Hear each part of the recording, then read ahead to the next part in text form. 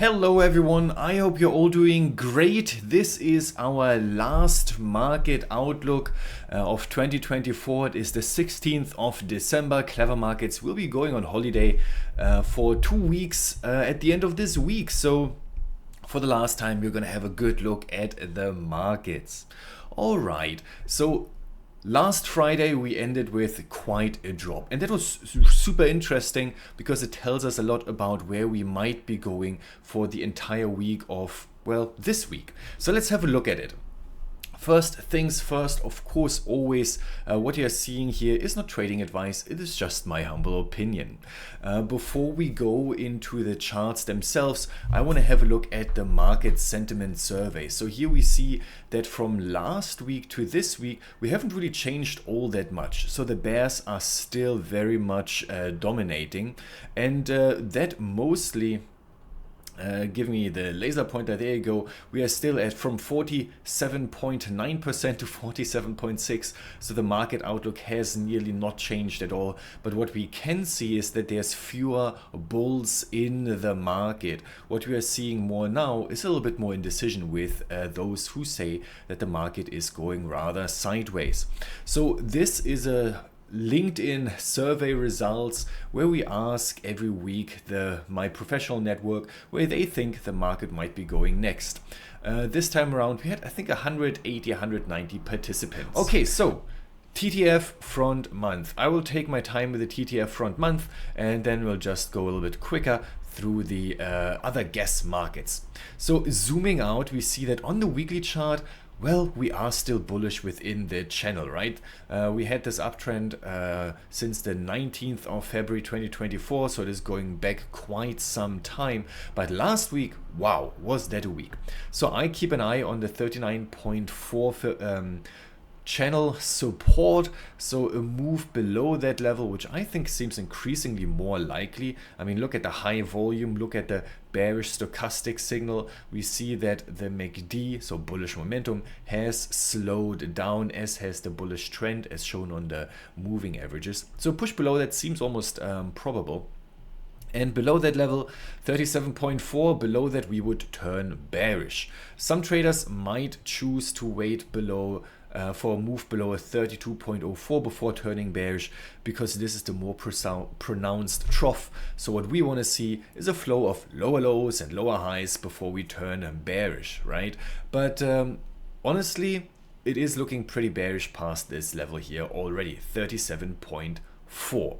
Okay, so let's have a look at the daily chart, because we don't really make any trading decisions on the weekly chart. For that we try to use the daily and hourly chart for a little bit more detail, right?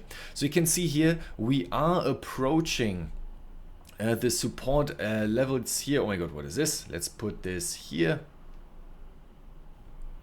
We see that we have broken past the 61.8% fib retracement, which was somewhere here, and we are now on our way to the 78.6% fib retracement, and that coincides with the channel support. That's also the channel support on the weekly chart. So I say, you know what, maybe a little bounce, but even that little bounce isn't all that certain, so I could make that shorter. There is the chance simply for us to test this level and maybe even pressure lower.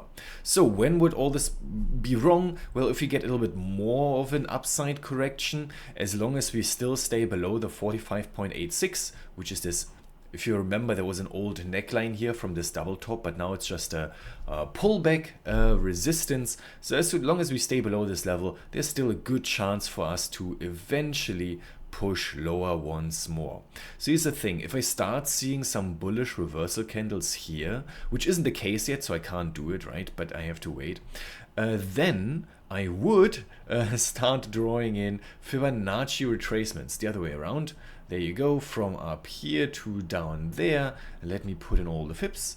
And then we could make better judgment calls, because then we would be able to say, all right, if we correct above the let's put this away. If we correct above the 23.6% fib retracement, then we have a real correction on our hands.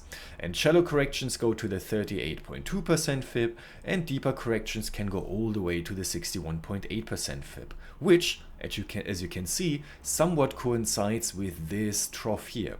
So that's why I kind of like this level. Okay, but for now we can't draw it in because the market hasn't shown us any sort of like bullish indication. But let's go for something like this morning. All right, why do I believe that we will start a little bit stronger today? Well, that is visible better on the daily chart, hourly chart. Here we are seeing that we are still within the descending broadening wedge, which is leading the price lower in like an increasingly wider range. We haven't hit the upper end for quite some time, so maybe the bulls are not all that convinced anymore. But let's have a look. So we closed last Friday with a spinning top, which is usually showing some sort of hesitation. We are also at the support level of the descending broadening wedge, so that's why I'm still thinking maybe there's a chance for us to correct a little bit higher, but ultimately we could still push lower. The bears have strong volume, strong momentum, strong trend tools. There's nothing in the way really. So even if we were to correct higher, and in order to establish that, I would draw in Fibonacci retracement levels from the last swing, right? We have the peak here, the trough here. So as soon as we start swinging above 41.53, then we would have a little bit more of a correction higher on our hands. But ultimately, as long as we still top out in the 42.4 area, which is the 61.8% Fib retracement, we can still eventually make it lower. So this is my assessment. We kind of know that the bulls will try harder if we push above the 61.8% Fib, which is at 42.4. So this level here. But ultimately, with or without a bounce, looking pretty bearish to me. Bearish. Everyone, have a good start into the week. I hope you're doing all well. I hope you have good Christmas plans for yourself as well. See you all around, and have a good end to the year. Bye bye.